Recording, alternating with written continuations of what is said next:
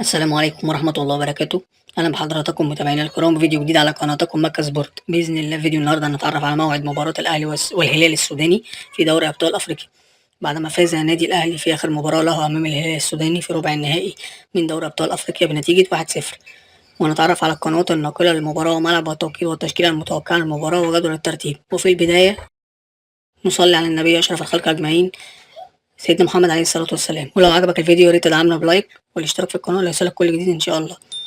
وإليكم التفاصيل الآن. يستضيف نادي الهلال السوداني نادي الأهلي في دوري أبطال أفريقيا في مباراة العودة على ملعب شيخ ولد بداية. سوف تقام المباراة يوم الثلاثاء 8/4/2025 من شهر إبريل، وسوف تنطلق صفارة المباراة الساعة 8 مساء بتوقيت تونس والمغرب والجزائر، والساعة 9 مساء بتوقيت مصر وليبيا والسودان، والساعة 10 مساء بتوقيت السعودية وقطر والعراق وسوريا وفلسطين واليمن والكويت والأردن، والساعة 11 بالليل بتوقيت الإمارات وعمان.